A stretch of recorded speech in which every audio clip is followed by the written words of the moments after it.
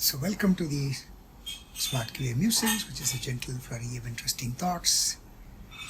This is the second of the Deep Assurance series, and this is titled Deep Probing, Touching the Unknown. Remember last week we talked about deep hypothesis, about seeing the invisible. And both of these in the context of deep hypothesis and deep probing is really part of that deep assurance Smart QA Musings diptych. So what we're trying to do in this musing is to explore, going beyond the hypothesis, to probe, to touch, beyond the see. That's what we're trying to do here. That's what we're going to muse about in this today's discussion. So the part one of deep assurance, what we did was to kind of look at, the hypothesis, a deep hypothesis, a kind of act of seeing. It's about recognizing and understanding the coherence. It is helping us perceive some potential misalignments, not just visible defects, right? It's invisible shifts in meaning, design, intent. And it's really about being more aware before we take the action to probe, to find issues, and so on. So it's awareness. And this one is really extending that. That probing is really the next movement from noticing to engaging, which is about bridging, from the bridge to the probing. So if hypothesis is akin to seeing, deep probing is about sensing, right? So it's like saying where the sight ends, sensing begins, right? What the thought perceives, we want to touch it, to learn, to feel, to know, right? And that's really what we want to touch upon today. But then this is, as we had talked about, it's a style of seeker muse, so let's see how it goes. So what does probing actually mean in practice? So probing, all right, a very standard, simple, straight word which simply says, investigate. And we've added to this deep probing. So what we did previously was question what could go wrong. Now what you're trying to do in the context of probing, the deep probing, is to make this tangible. Is it really wrong? Could it go really wrong? And that's where the notion of tangibility comes. So you might say probing is kind of testing, but it's not brute force testing. It's a controlled engagement to reveal some potential behavior, right?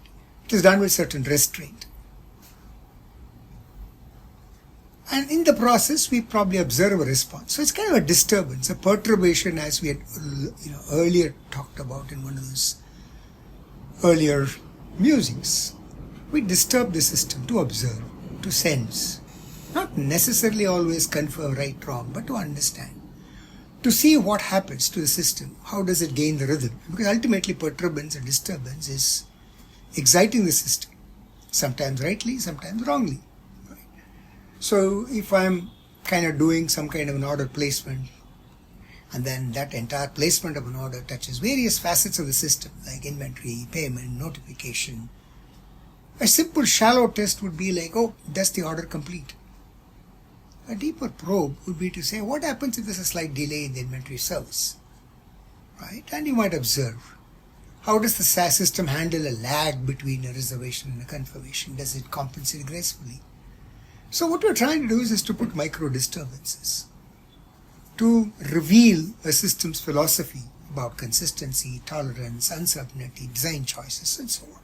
And that is where probing is all about. And it becomes deeper when you apply these facets. And therefore it's really about a movement from awareness to engagement, where hypothesis was just awareness and probing is really engagement, right?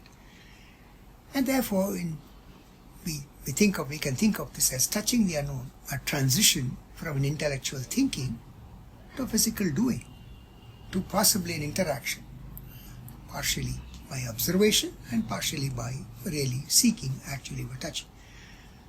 But it's all about real observation, which ultimately gives us a sense of behavioral understanding of the system, right? And that demands discipline, because probing is about revealing, not harming the system. It is about a light touch. It's about light or deep touch, but let's say we start off with a light touch to listen to a response. And therefore we are constantly curious in terms of how it is, and that curiousness is balanced with a restraint. It's not about just breaking and say, I felt happy, right? So that's what really probing is all about. When you compare it with testing, it's, in a way, testing might be considered as autopsy.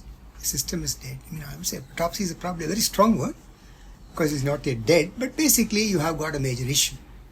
So it is like an observance, but probing is, in a way, listening to the heartbeat. So we're kind of giving it a sense of life, right? We sense how something lives, its rhythms, its compensations, its resilience, its fragility. And that shift changes everything of how we approach a system. But the big question is, it's all very nice, it seems very interesting, but how do we actually practice? How can we convert it to a system of teaching and practice? How do we sense it? How do we turn this sensing, which sounds very esoteric, into a discipline? And that's where the focus of this discussion is, that there must be some geometry, some framework, some mechanism which is a little more structured to do this job, right? And that helps us to pause and reflect and listen, right? And that's what I want to really muse about, the understanding of the geometry, much like what we talked about, the geometry to hypotheses, a similar aspect of geometry to probing. Why geometry, but like probing feels experiential, something you learn by doing? Why give it structure like geometry? Won't that kill the intuition? It is a very fair question, because it's whatever that we talked about seems very esoteric, which seems nice. We use the word called sense, rhythm, and so on. And suddenly we are getting into a very math kind of a structured approach, right? But the problem is, without any structure, sensing becomes intuitive, which I think is necessary, but we have to ground it with something that helps it to repeat, so that it doesn't become unrepeatable and therefore it's only intuitive. So if there was some structure to it, it can be taught, refined, shared. And geometry is in a way akin to a framework, not exactly a full-fledged deep framework, right? It gives you a certain structure. It is to help you probe deeply. In a way, it is like turning the art of sensing into a science of systematic practice, pragmatic, hopefully. It is how an intuition becomes a discipline. And like what we did, we tried to stick to the same idea of the 5 geometry piece. That's why I put the picture, but you might wonder where is the 5th one. We'll talk about that. Right? And each aspect shapes how we probe. And therefore, it becomes a crux of deep probing. And so what might be these 5 axes, and why are we seeing the 4? Well, if you look at it, the 5 axes of, if you will, of probing, which we called as geometry, is what are we touching, which are called elements here, to give it a name. How deep do we go in terms of probe? It's considered this axis of depth, if you will.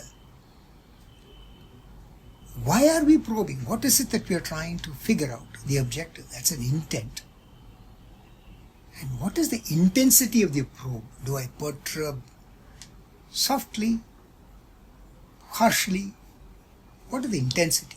And those are the 4 aspects or 4 axes to help us in some sense design the probe. And then of course system response. And that is the 5th axis, which I put as a radiating arc in the center. what the system reveals, and that observation is what we use. So it's to be understood that structure is not something that we use, that kills intuition, it liberates it. It's like a bit of a musical notation, right? We all have notations. And the musical notation, which is printed on a piece of paper, which somebody plays, by itself it doesn't create music, right? We use that structure with a collection of an ensemble of instruments and people, and the structure, the music structure allows it to be shared, composed, refined, repeated, much like what we are talking about, right? And that's really where this entire stuff is. So if I were to go a little bit of a deep, going, let's say, a couple of them to start with. One of the axes of geometry is what are we trying to touch? When you say you're probing something, you're touching something. What are we touching? The structure? Could be the architecture or the sequence of operations, if you will. Or is it the boundary? The edges, the limits, could be size boundary, could be, whatever boundaries are in at large, right? Or is it behavior? Are we touching a behavior in terms of what am I trying to do? Am I doing something duplicate? I am doing something incorrect, like doing the same thing twice? Or am I putting it in some kind of a queue and waiting for a response after some time? What kind of a behavior I'm trying to excite? What are the patterns of excitement and the responses that I seek? And finally, of course, the element may not be a singular element. It might be interactions. We want to know how it is coupled. Maybe it's a notification service, right? It's a background notification service. So we might say, hey, how does the interaction work? So what are elements that we are trying to look at? So they really define where we place our touch. Are we probing the architecture, the limits, etc.? That's what. So they give us some kind of a sense in terms of a precision of where are we going and what are we trying to do. If I go to the second axis, we're building upon it. So now that we know what are we going to touch, now we say how deep? Should we look at it at a surface level?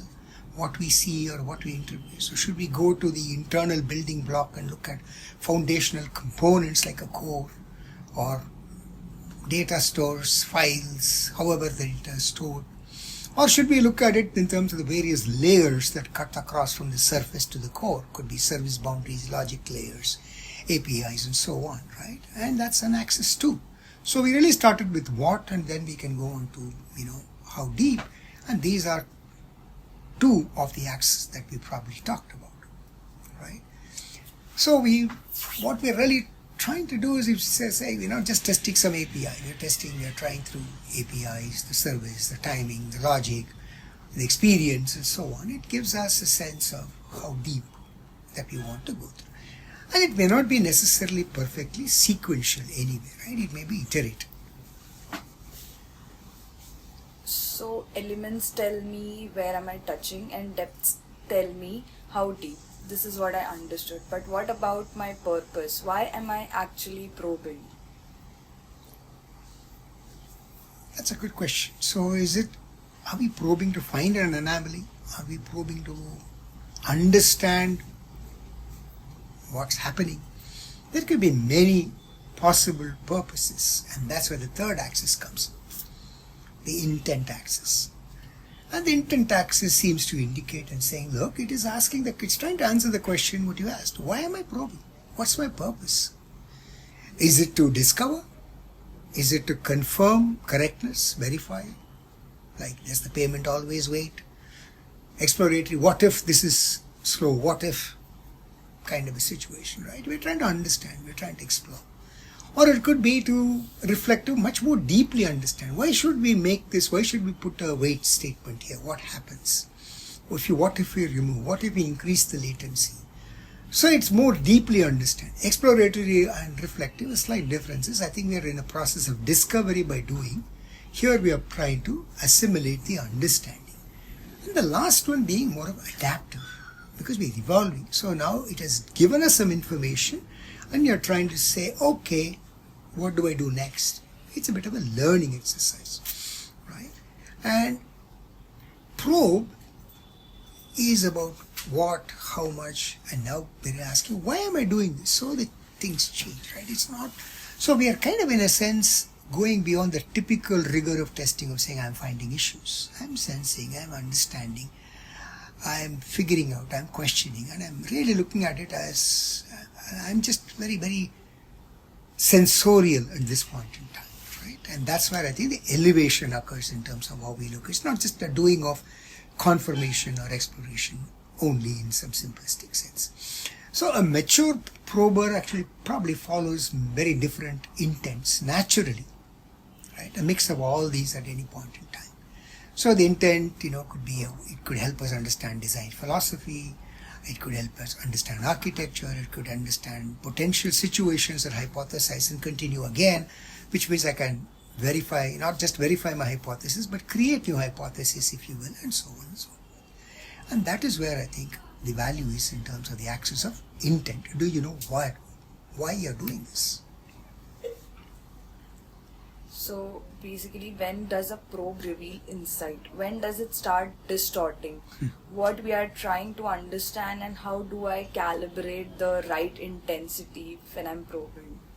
So now comes the last possible thing, the fourth axis, so to speak. So what's the intensity of the probe? Should I just do a light touch? Should I do a harsh one such that it breaks the system? And if that is the case, how is it helping? Right? And that's really what is. So the level of disturbance, the degree of perturbance. So if I just do a simple job, it's like too low, silence. Yeah, maybe it's running at 80% capacity, everything works. I ran all those tests, everything works. I ran these scenarios, everything works. What do I learn? Nothing. Of course, it just tells you nothing seems to be amiss, but there's no extra learning. Now I am wanting to say, look, it's not about silence, it's about I want to do some revealing action. I want to discover some truth. Maybe I perturb it with an artificial delay or something, or maybe a slower something. I'm just trying to use one of these performance-like stuff here. It could be many, many things. I could inject with a very special data, so to speak. And therefore, what you're trying to do is trying to find out a revealing character. It may fault, it may not fault. It just reveals something, right? And in that process of revealing, I understand something, right? It gives me some response. Now, if I go all the way down, then I say, oh, let's load it with enormous amount of intensity. Let us probably delay it. Let's pull the plug. Maybe everything breaks. Now, that is also a problem because we don't learn much. So if you see too low or too high, doesn't give us some information. But we need that calibration. So we need an appropriate touch intensity, right? Am I too soft? Am I too harsh? I'm not saying that you should not be soft or you should not be hard. It is just that I think you need to meaningfully balance. So it gives us an idea to think through and say, hey, maybe we need to calibrate the intensity so that we can sense better, understand better, and that's where the next step of response becomes. So we want to be constantly seeking truth. Too low or too high, it doesn't work. Okay, so we have talked about how we design the probe with our 4 axes, but what should I be observing in system's response? So most often I think of this as the outcome of a test and say pass, fail, etc. But when we elevate ourselves and look at the response, it's no more just the act of pass, fail. It's really what it reveals. One is to say, look, yeah, it gives me some answer. But you're looking at it from a more esoteric notion. Does it gracefully degrade? Does it compensate? Does it have a ripple effect and cascades the failure? Or does it beautifully recover in an elastic manner? Or does it drift off? Does it oscillate? Right? So we are looking at more characteristics at a system level, not just saying that, okay, I gave you something and it is right or wrong. That's too binary in nature. It's a very interesting scale of response, right? So why is it interesting to look at it from this fashion rather than a very simplistic notion of yes or a no or a pass or a fail? I guess it gives us a sense of rhythm. So now I, as a prober and the system, now we are kind of playing a dance, right?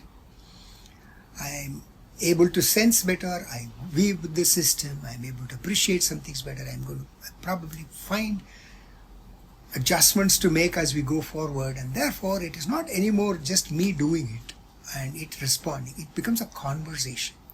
It becomes a dialogue. And that response, if I see this response in this manner, it becomes a more interesting, intimate dialogue. And that allows me to understand and appreciate how the system behavior is and take whatever necessary steps if something is amiss. Right? And that's where the response is not just a straightforward notion of correct or incorrect. It's something more. We are looking at it from the sense of rhythm, to help us be connected, to have a dialogue with the system. Okay, that makes sense. But how does it actually play out in real systems, in real world? So let's see, this probably sounded possibly interesting and potentially philosophical. Let's try to see how can I apply. What could possibly be ways and means how can I convert it into a series of steps, right? So if I say, hey, here is an order, here is a flow of water that I want to do. So what do I want to do? I want to first design a probe and then of course execute the probe, right? So that the geometry in some sense becomes alive. And we saw the probe can be described along these four axes of, what elements, what level of depth, be sure about the intent, and then of course what is the kind of intensity of the probe itself, right? Otherwise it becomes mystical. And then we talked about the fact, there is a response. The response is not yes or no, but it's, it could be graceful, it could be terrible, it could be whatever and so on. And therefore what did we learn? We wanted to learn and look at it from a system maybe prioritizes consistency and compensates the logic, and that compensation exists maybe in the front end. Or dependencies are meaningfully synchronous and degrades gracefully. We want to make some observations, right? We have not put the full example. We have not put a full step, which I think is just coming in a very shortly. But I wanted to set the context of saying, here is a flow example. The first thing I'm going to do is to look at that example from the axis of 4 of the design and the 5th as a response and figure out what am I trying to learn, right? We will of course dwell upon it and continue. So first is to put forward the geometry as a framework. So the geometry isn't just a framework for probing, it's actually the language of dialogue between me and the system, right? Yes, it is really a bit of a dialogue. That's what we saw, right? Where we were looking at it from a seeker system interaction, a curiosity to coherence interaction. So it's not just a standard reaction, but it's really a rhythm where I play. We have and that's why we said it's a dialogue, a dance. It's not interrogation in terms of just mere questioning. Yes, it is interrogation, but it's also a conversation where I listen to. And that entire notion is where the notion of geometry comes into picture, right? And that's where the method that we had as part of the HIBIST, which we also briefly touched upon in the last one, in a way is a bit of a personal methodology, a kind of a framework for geometric probing, where it has got certain elements like levels which help us hypothesize. It has got the notion of levels as in terms of data, interface, behavior, etc., which goes from superficial to the lived experience. And that allows us to probe in a more structured fashion because it has three-phased approach. A notion of reconnaissance where the Y part of intent is to understand. The explore is more of discovery. The regroup is learn, right? And intent, as we said, we sort of detect, prevent, and preempt. And how do we do it? It can be done very ways. It can be done by a more direct fashion in terms of actual scenarios, or it could be smart checks which are ideation oriented. So you will start seeing some of those 4 parts of the probe to be done to kind of be woven into the HIBIST as part of this methodology, if you will, right? And that's where this in a way fits in, if you will. And how can Gen AI help in probing? And if yes, then how? Now, we're not just putting the entire problem in terms of, here's a bunch of test cases, right? We're trying to look at it as a meaningful dialogue, and therefore, if I look at AI as possibly as an assistant, can I extend the sensing that I use in the geometry? Can it help me scale? Can it help me, come up with questions, discover elements, calibrate the probe, analyze the response, and therefore, in a way, designing the probe and analyzing results at a large level, right? So the act of probe design is where the first part is, recommending, suggesting spots that you might overlook, which obviously starts from hypothesis all the way. Remember, we talked about that last time, extending it here. But certainly it is not trying to replace my judgment or context or the geometry itself at the end of the day, right? So it's not really an executor, but whatever it is. So given the fact that I've got 4 axes, all I'm trying to see is if I can use these ideas, the structure of this axis, and probably with the benefit of using AI and chatting with it, if you will, if I'm able to strengthen, figure out some new ideas, do some bit of a research, then it is valuable. So it is like saying, suggesting results. Have you probed this dependency at so and so? Similar systems have revealed this problem. Okay, this particular oscillation pattern that I see, in the outcome, maybe indicates something. Maybe you want to analyze this. And AI is not, in this case, an automation of execution. It is more of a design and analytic piece, which can be aided by tools to automate. That's where we really come in. This makes sense now, but where do I actually start? What should be my first step to start? So that's where I think we will extend that order flow kind of an example to look at it in terms of steps, right? So now, if I have a particular flow that I want to evaluate, maybe these are some, these 7 steps that one might think through. Pick up a workflow. Maybe I'm doing an order workflow. What is the element that I'm interested in? Am I looking at it in terms of the size and the boundaries of the flows? Am I looking at the various components that make up the flow of the entire boundary? Do I understand what the behavior is? Do I understand what are the various structural elements that participate? And therefore we're saying, hey, here is a particular flow. What are those elements that are involved that I want to probe? And then you're saying, how deep do I want to go? Do I just want to go a simple flow? Do I want to perturb some stuff? Do I want to violate some security? Do I want to slow down something? Do I want to cut down the... So how selecting the depth is, and the intensity is what we were trying to look at, right? I think I'm missing the intensity apparently here. I only put intent here. Right? There is element, depth, intent, and intensity, right? And then you're really asking, what am I trying to do? Maybe you're trying to understand the flow. Maybe you're trying to validate the flow. Maybe you're trying to learn from something, and that's where the intent comes in. So all we're trying to do is we're trying to take a particular workflow and then decompose it into, in the workflow, consider what are the elements that I'm interested in probing. How deep do I want to go? Do I want to just look at it from an external flow? Do I want to look at it from an internal, in terms of various components it touches and what it means? Or am I just looking at the interactions as in terms of messages and flows and stuff like that? And then, of course, the intent and intensity not being mentioned here clearly. And then, of course, is to say, okay, what happened? And when I say response is not just in terms of possibly the visible response that you see. That may show up on the screen or show up as an outcome of the message. It may be also things like stuff it stores, the way it behaves, how I feel about it, and so on and so forth. So it's not just here is a message that comes, right? And that is what I'm listening and judging and hopefully refining as I go, right? So the act, when I'm doing this stuff, I may jot down notes, I may put down some stuff. So because it's not always something that happens in the mind, and some of them will become test scenarios and cases and so on and so forth.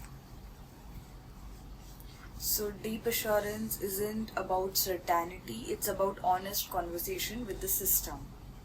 Absolutely right. It's not about saying, hey, it's right, wrong, correct, wrong. It's always not about certainty. It's sense of coherence, and that's when we started off in the first context of seeing, which is the hypothesis, noticing, is there any thinning of the meaning, and probing, which is really now what we talked about, is the act of revealing a behavior, and the last one is really connecting in terms of listening and sensing a balance or a drift. So as we go into more and more intelligent systems, which I think we are exploring today and we are all using today, there is no clear boundaries. It's always about a sense. It's always about, feeling good or feeling very good or feeling terrible, right? So it's not about a pure control. It's about a conversation that I have with my system. So we're constantly judging whether the system has a good rhythm, it is coherent, and therefore it adds value to what I do. So if I were to finally conclude, maybe this is how we might want to look at it. The first part of hypothesis helps us see possibly the unknown, help me see that. Whereas the second, the probing, which is what we talked about today, is to understand, to touch, understand the behavior. And of course the understanding can only happen if I am in a very engaged manner, in a rhythm, a response with a rhythmic kind of a notion. And these together, when we put them, they in some sense become deep assurance. So thank you so much. Have a great day.